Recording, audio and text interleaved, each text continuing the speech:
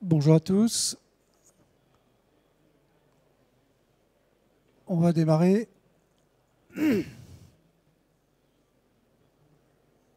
Merci d'être là pour ce petit atelier sur le e-commerce B2B avec un aspect sur la relation client. L'idée est de parcourir, on n'a que 20 minutes, c'est très très très court. On a l'habitude d'intervenir pas mal sur le e-commerce B2B, notamment en formation universitaire. Et je reconnais que 20 minutes, ça va être très court, donc ça va vraiment être des petits flashs très rapides sur ce sujet.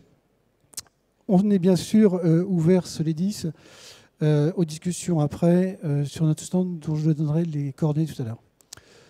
Qui sommes-nous, Soledis? On est une petite agence web basée sur Vannes, une grosse quinzaine de personnes, 1,5 million de chiffre d'affaires, exclusivement centrée sur le e-commerce. On ne fait que ça à longueur de journée. On a fait un virage open source avec PrestaShop il y a quasiment 4 ans maintenant, avec la release 1.6. Aujourd'hui, on travaille sur la release 1.7. Tout notre environnement est open source, y compris connecteurs, etc., sur des ERP. On a une bonne expertise sur le B2B. On fait partie des référents PrestaShop sur le B2B, avec pas mal de références, notamment tout ce qui va être le B2B de Leroy Merlin, donc là, une filiale du groupe ADO, des réseaux de distribution, Bolloré, etc. Donc pas mal de références dans le B2B, ce qui nous permet quand même de raconter des histoires comme aujourd'hui. 350 clients actifs, PME, ETI, grands groupes, etc. Rapidement, la problématique B2B et e-commerce. Aujourd'hui, il y a encore beaucoup de gens qui ne s'y sont pas vraiment mis, qui ont juste quelques présentations de produits. Pourquoi partir sur du e-commerce en B2B? De toute façon, il n'y a pas trop le choix. Il y a des marchés, la notion de marché, donc des administrations ou des grands groupes qui veulent passer des commandes à des entreprises et qui vont imposer une relation de type e-commerce, en tout cas dématérialisée. La concurrence, de toute façon, s'y met de plus en plus, quels que soient les secteurs. Et puis le dernier point, c'est les usages, dont on va parler un tout petit peu plus là tout de suite. Les usages sur l'e-commerce sont assez différents. Et ça va être vraiment le but de cette présentation, d'aborder rapidement les grosses différences, en tout cas les gros points, quelques points clés sur ce comportement e-commerce et B2B. Un des premiers points, c'est que typiquement, contrairement au B2C, la recherche des professionnels et des entreprises sur le web n'est clairement pas d'une recherche de prix. Forcément, on ne va pas vendre tout et n'importe quoi, mais elle est avant tout d'une recherche d'un rapport qualité-prix et surtout de service derrière. Tous les chiffres qui sont là sont dans notre livre blanc qu'on distribuera peut-être à la sortie. Marie sera là et puis Johan également, mon associé, sera là. Un livre blanc qui est disponible également sur le web. Si vous cherchez un petit peu, vous le trouverez facilement. Donc, comportement spécifique sur les attentes des clients, B2B, et en même temps, une volonté claire d'aligner les comportements sur ce qu'on trouve dans le B2C. Ça, c'est une étude Accenture qui est sortie de mémoire en 2015, donc il y a quasiment 4 ans maintenant, qui précise que les acheteurs B2B veulent quelque chose d'aussi simple, d'aussi intuitif, d'aussi accompagnateur dans la démarche d'achat que les sites B2C. Aujourd'hui, on a encore beaucoup dans du B2B, des listes à la Excel, des espèces de trucs en mode EDI, des dérivés de RP qui vont aller un petit peu proposer de l'achat en ligne, et c'est pas très bon.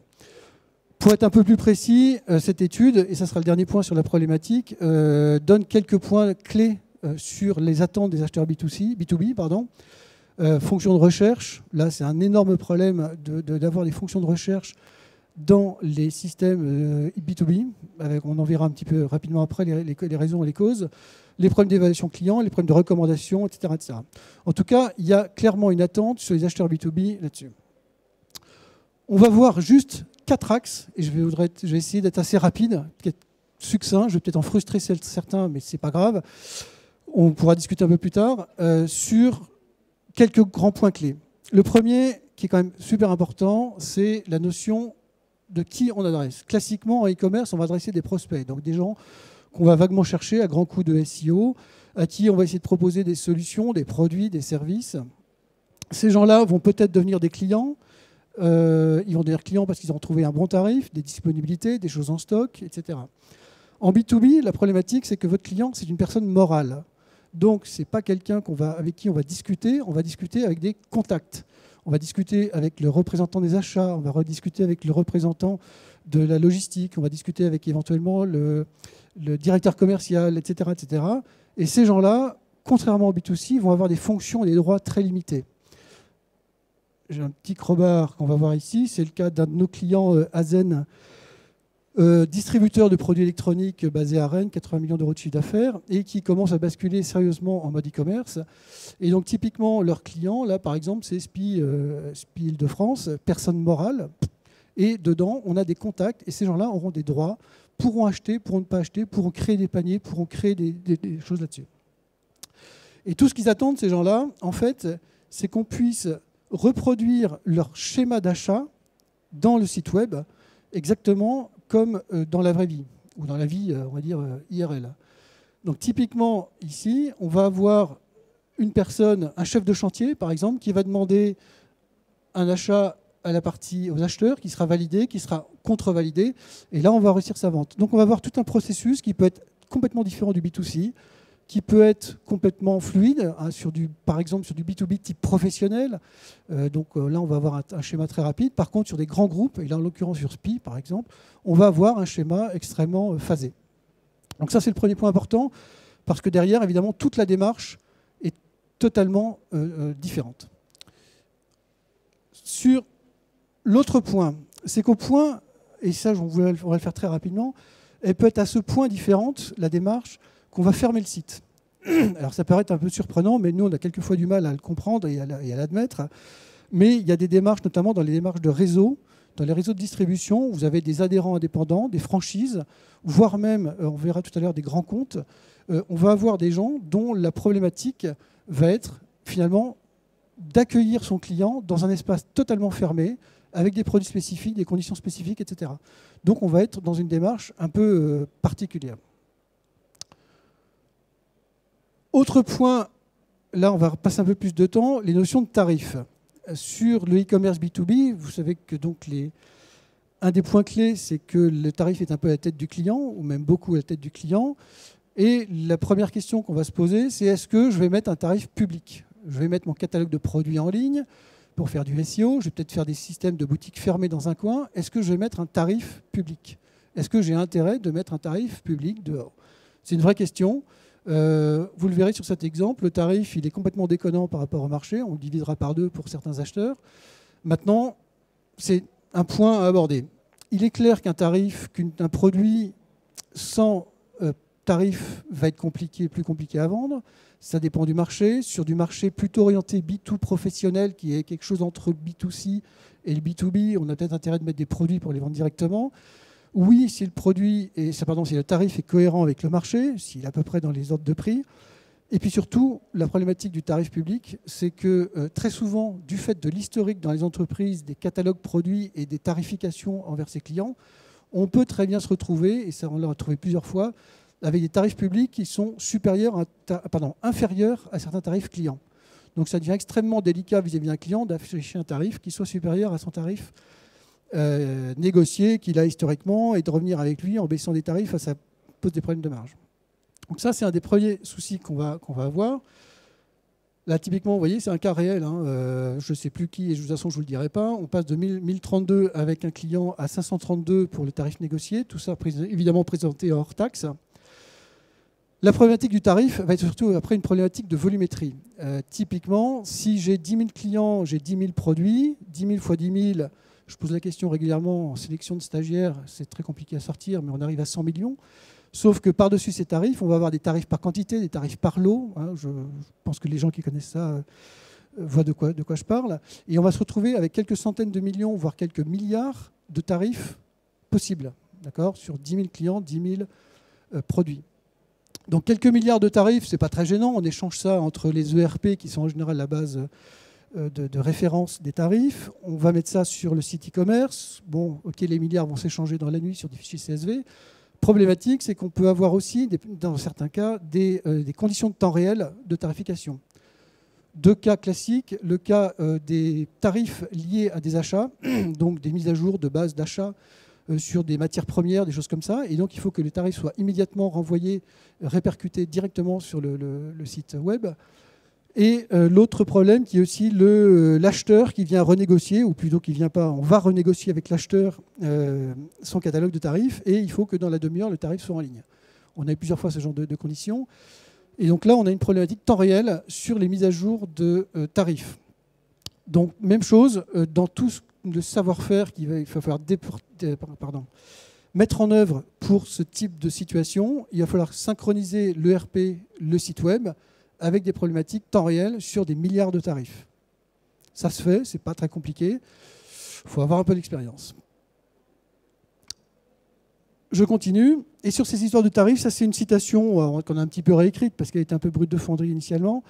Le fait, en fait de mettre en ligne toute sa dimension commerciale, qui aujourd'hui est cachée, on va dire en termes de visibilité pour les clients, de la mettre en ligne, permet notamment à certaines entreprises, et ça c'est un retour d'un client récent qui a mis ça en ligne, tout son catalogue, permet de se poser quand même quelques questions sur la tarification, sur comment est-ce qu'on aborde les tarifs, comment est-ce qu'on va rationaliser sa dimension tarifaire, parce qu'on est très souvent sur des problématiques d'exception tarifaire, de trucs historiques, de machins qui durent, peut-être d'endroits où on perd du fric, hein, c'est tout à fait possible.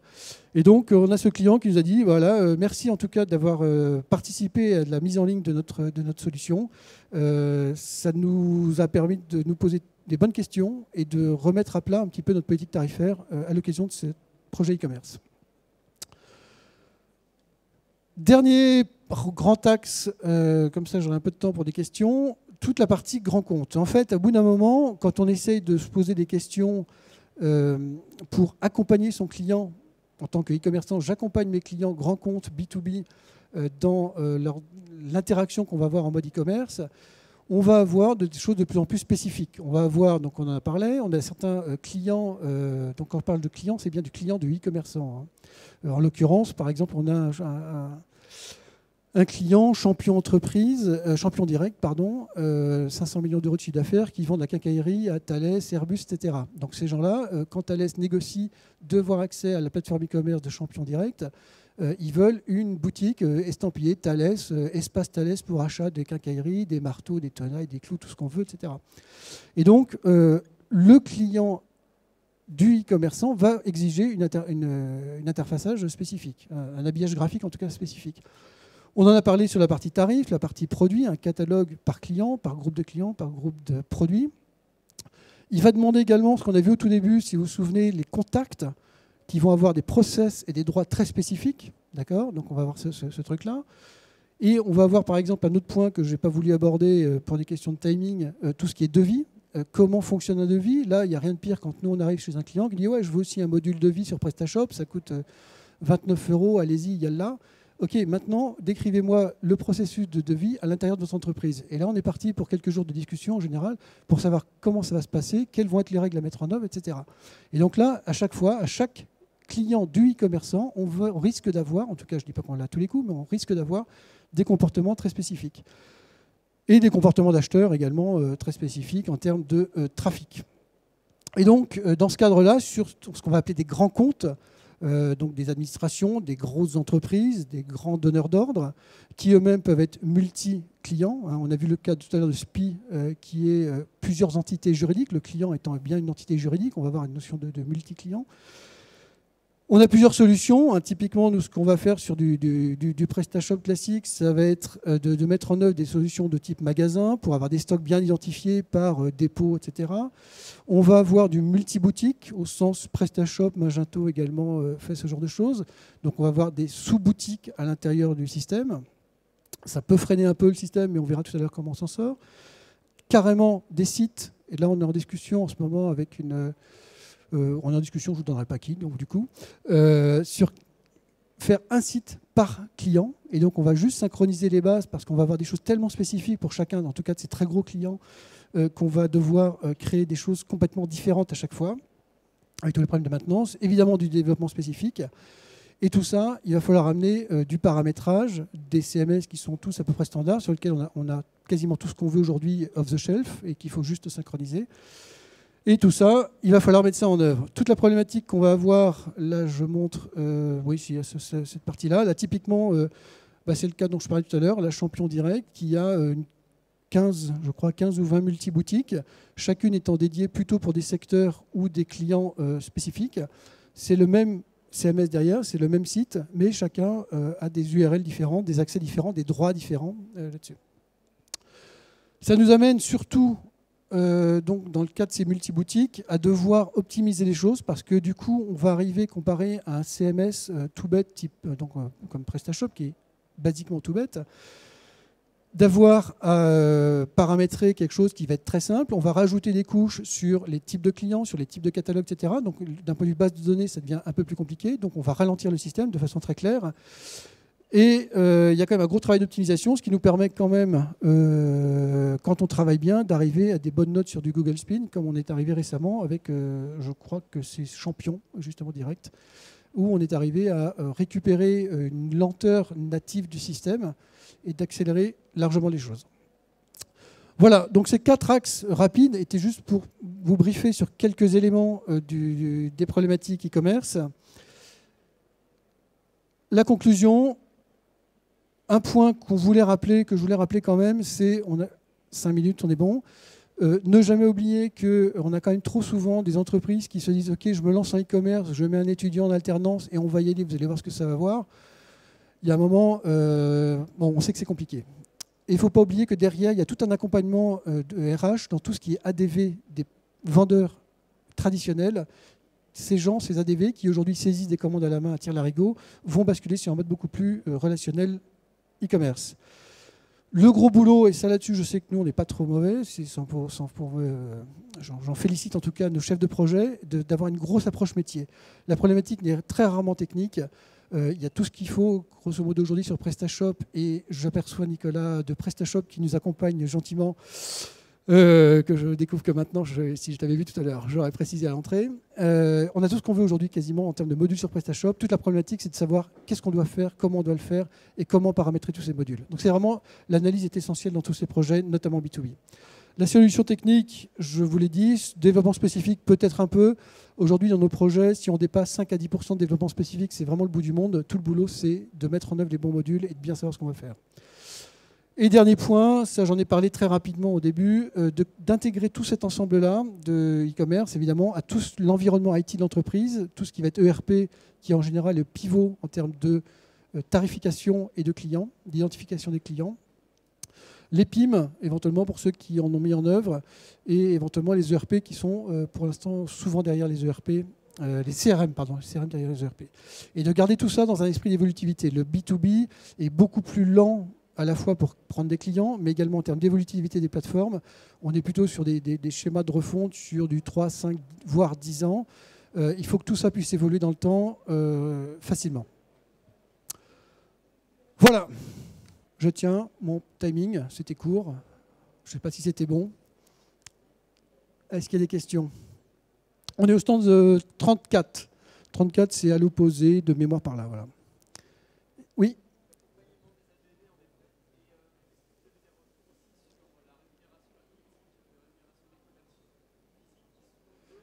Ouais, super question, très bonne question. On a décalé un projet comme ça d'1 an parce que le client était venu nous voir en nous disant voilà, j'ai mes commerciaux physiques qui vendent, là c'était la protection incendie France entière, et je vais monter un canal web complètement séparé, rien à voir.